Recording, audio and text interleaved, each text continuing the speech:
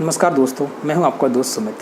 जैसा कि हम लोगों ने पिछले वीडियो में डिस्कस किया था पब्लिक प्रोविडेंट फ़ंड के बारे में, उसमें मैंने आपको सारी एक हाई लेवल इन्फॉर्मेशन दी थी कि किस तरीके से पब्लिक प्रोविडेंट फ़ंड एक डेप्ट ओरिएंटेड स्कीम है। उसमें हम लोग किस तरीके से मिनिमम अमाउंट कितना इन्वेस्ट कर सकते हैं, मैक्सिमम अमाउंट कितना कर सकते हैं। Minimum amount 500 rupees, maximum amount 1.5 lakh rupees. उसका ड्यूरेशन 15 ईयर्स का रहता है। हमें जो पैसा हम निवेश करते हैं उसमें हमें टैक्स रिबेट मिलता है अंडर सेक्शन 80C। जो मैच्योरिटी अमाउंट जो मिलता है हमें प्रिंसिपल प्लस इंटरेस्ट अर्न, वो भी हमारा मैच्योरिटी पर अंडर सेक्शन 10 इंटरेस्ट एग्जम्प्टेड रहता है, यानी टैक्स एग्जम्प्टेड रहता है। उसके बारे में मैंने आपको विड्रॉल ऑप्शंस के बारे में बताया था कि हमारे पास में कौन कौन से विड्रॉल ऑप्शंस हैं। विड्रॉल ऑप्शन में हमारे पास पार्शियल विड्रॉल का ऑप्शन रहता है जो 7 साल के बाद में हमारा एप्लीकेबल रहता है, यानी कि हमारे अकाउंट को जब 7 साल हो जाते हैं उसके बाद में हम उसमें से पैसे पार्शियल विड्रॉल कर सकते हैं। उसके लिए मैंने आपको रूल बताया था कि पिछले फाइनेंशियल ईयर के एंड पर जो आपका पीपीएफ बैलेंस था और उसके पहले वाले 4 साल पहले वाला जो आपका फाइनेंशियल ईयर एंड पे जो आपका पीपीएफ बैलेंस था, दोनों के बीच में जो मिनिमम अमाउंट रहता है उसका 50% हम लोग विड्रॉ कर सकते हैं। लोन फैसिलिटी के बारे में मैंने आपको बताया था कि ये थर्ड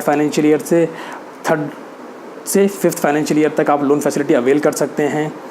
आप कितना अमाउंट कर सकते हैं, तो जो लोन जिस ईयर में आप निकाल रहे हैं उसके 2 साल पहले का जो फाइनेंशियल ईयर के एंड का जो आपका पीपीएफ बैलेंस रहता है उसका 25% आप एज लोन ले सकते हैं।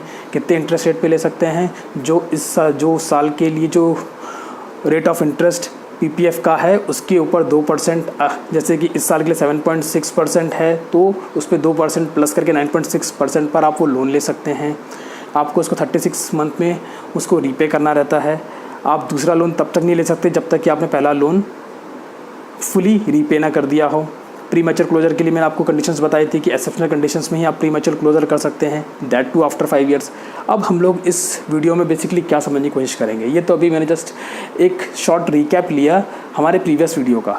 अब हम लोग बात करते हैं, मैं यहाँ पर आपको एक टेबल के द्वारा समझाने की कोशिश करूँगा कि किस तरीके से हमारे विड्रॉल रूल्स काम करते हैं।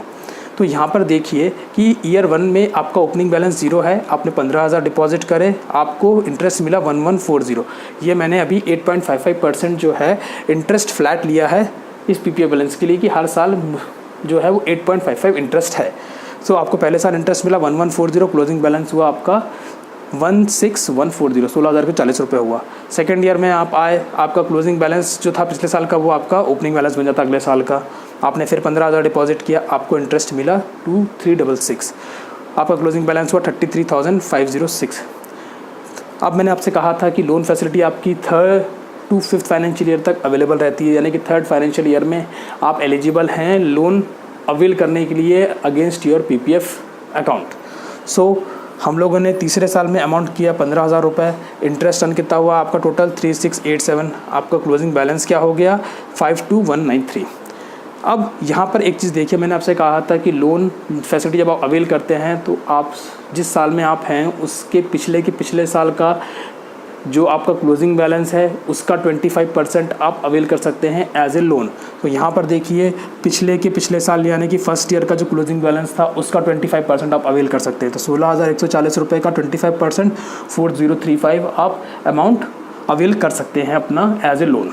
चौथे साल में आइए, आपका जो क्लोजिंग बैलेंस है वो 52,193, 15,000 रुपये आपने डिपॉजिट करे, 5106 आपको इंटरेस्ट मिला, 72,300 आपका क्लोजिंग बैलेंस हुआ। अगर आप इस साल में अगर आप लोन फैसिलिटी अवेल करते हैं तो कितना निकाल पाएंगे आप पिछले साल का, यानी पिछला साल ये है, पिछला साल यानी कि 33,506 आपका क्लोजिंग बैलेंस था, इसका 25% यानी कि 8,367 रुपीज़ आप एज लोन निकाल सकते हैं। इसको आपको 3 साल में रीपे करना रहेगा। आप कितने इंटरेस्ट में मिलेगा आपको 8.55 मैंने कैलकुलेशन में लिया, तो 8.55 + 2 यानी कि 10.55 पे आपको लोन मिलेगा। अब हम बात करते हैं हमारे पार्शियल विड्रॉल की। पार्शियल विड्रॉल ये 7वें साल से शुरू होता है, यानी कि 7 साल कंप्लीट होने के बाद में आप पार्शियल विड्रॉल अपने पीपीएफ अकाउंट से कर सकते हैं। तो हम लोग बात करें 7वें साल में आपका क्लोजिंग बैलेंस था 6th ईयर का, वो था 117,214, ठीक है। उसमें आपने 15,000 डिपॉजिट करे, आपको इतना टोटल इंटरेस्ट मिला, ये आपका सारा क्लोजिंग बैलेंस था। अब 7 साल पूरे हो चुके हैं, तो यहाँ पर मैंने आपसे कहा कि पिछले साल का आपका पीपीएफ बैलेंस और आज जो करंट ईयर है उससे 4 साल पहले का बैलेंस, यानी कि 1 2 3 4, यानी कि 5 यानी तीसरे साल का आपका क्लोजिंग बैलेंस। तो वो कितना था आपका क्लोजिंग बैलेंस? 52193 और 117214 मिनिमम अमाउंट कौन सा है? 52193। इसका 50% कितना होता है? 26,096 रुपीज़। सो ये आप बेसिकली 26,096 रुपीज़ आप पार्शियल विड्रॉ कर सकते हैं। अगर हम लोग 8वें साल में हैं तो 8वें साल में हम लोग का जो है कितना हमारा प्रीवियस ईयर का क्लोजिंग बैलेंस है वो है 1,42,218 रुपये। उससे 4 साल पहले की ये बात करें तो 1 2 3 4 यानी कि 72,300 था। दोनों में मिनिमम अमाउंट कौन सा है? 72,300। इसका 50% यानी कि 36,150 रुपीज़ हम लोग एज ए पार्शियल विड्रॉल हम लोग कर सकते हैं। सो इस टेबल के द्वारा मैंने आपको समझाने की कोशिश करी कि पार्शियल विड्रॉल और लोन फैसिलिटी आप किस तरीके से अवेल कर सकते हैं, उसके रूल्स क्या हैं। अब जो चीज़ बची है वो है अपना इफ़ेक्टिव रिटर्न की।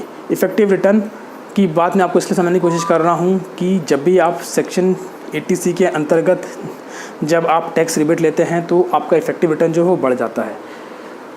वो कैसे? सपोज़ कर लीजिए आपने 1 लाख रुपए आपके पास में है इन्वेस्ट करने के लिए। इंटरेस्ट रेट सपोज़ कर लीजिए 7.6% का है उस साल के लिए। जब आप ये 1 लाख रुपए इन्वेस्ट करेंगे तो आपको tax rebate under section 80C कितने का मिलेगा? 31,400 रुपये। 31,400 रुपये क्यों? क्योंकि जब आपका टैक्स स्लैब 0 से 2.5 लाख रुपये रहता है तब आपका इफेक्टिव रिटर्न 7.6% ही रहेगा।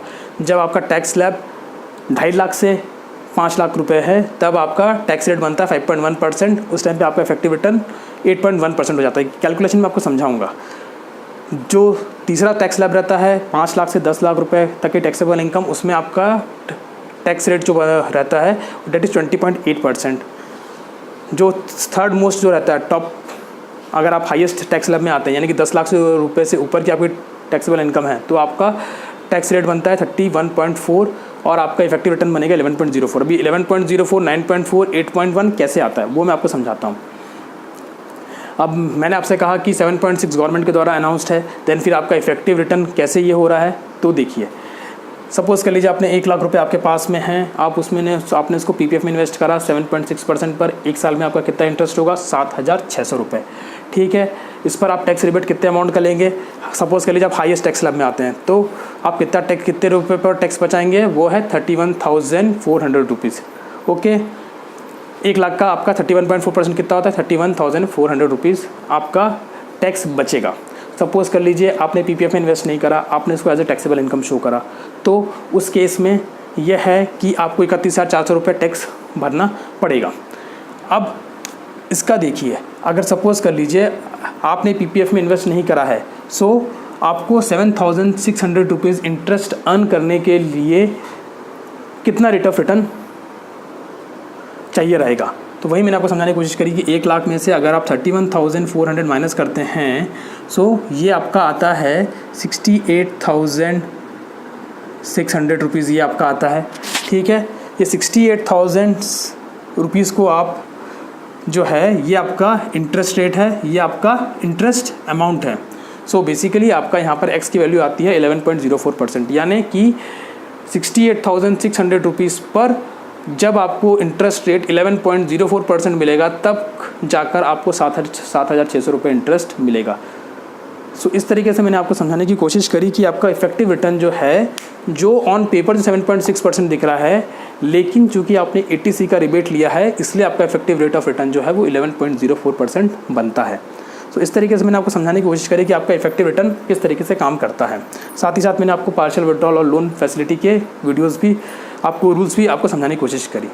अब हम लोग बात करते हैं, यहाँ पे मैंने 1st to 5th डे का एक रूल लिखा है। पीपीएफ में एक रूल होता है कि जो आपका 5th of that month till 30th of the same month में जो आपका मिनिमम बैलेंस जो रहता है उसके ऊपर आपका इंटरेस्ट कैलकुलेट होता है।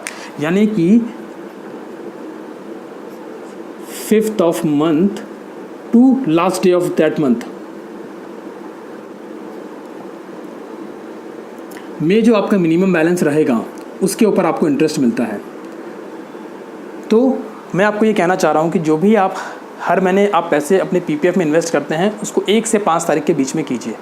अगर आप 5 तारीख के बाद में करते हैं, सपोज़ कर लीजिए कि 5 तारीख को आपका बैलेंस था 1 लाख रुपए, ठीक है, 1 लाख रुपए के बाद में आपने उसमें 10,000 रुपये 10 तारीख को डाले, तो आपका जो मिनिमम बैलेंस जो रहेगा 5 तारीख से 30 तारीख के बीच में वो आपका रहेगा 1 लाख रुपए। तो 1 लाख रुपए के ऊपर आपका इंटरेस्ट कैलकुलेट होगा।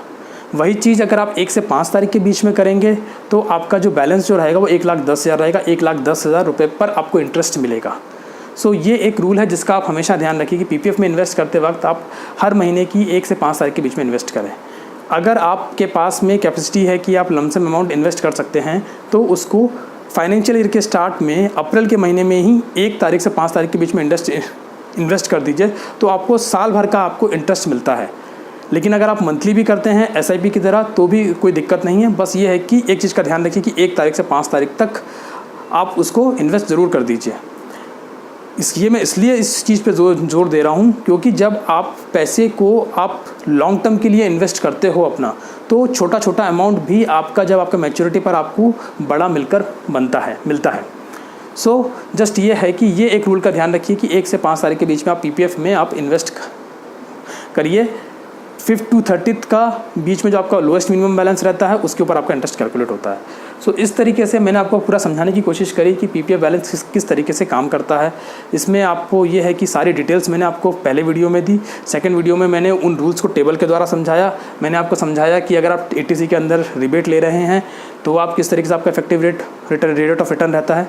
सो यहाँ पर यह है कि सारी चीज़ें मैंने पीपीएफ के बारे में कवर करने की कोशिश करी है। यदि आपके कुछ और डाउट्स हैं तो आप प्लीज़ ये है कि नीचे कमेंट्स में मुझसे पूछिए, मैं उन क्वेश्चंस को रिजॉल्व करने की कोशिश करूँगा। साथ ही साथ अगर आपको ये वीडियो पसंद आया है तो प्लीज़ आप इस वीडियो को लाइक कीजिए, साथ ही साथ मेरे चैनल को सब्सक्राइब कीजिए। Thank you.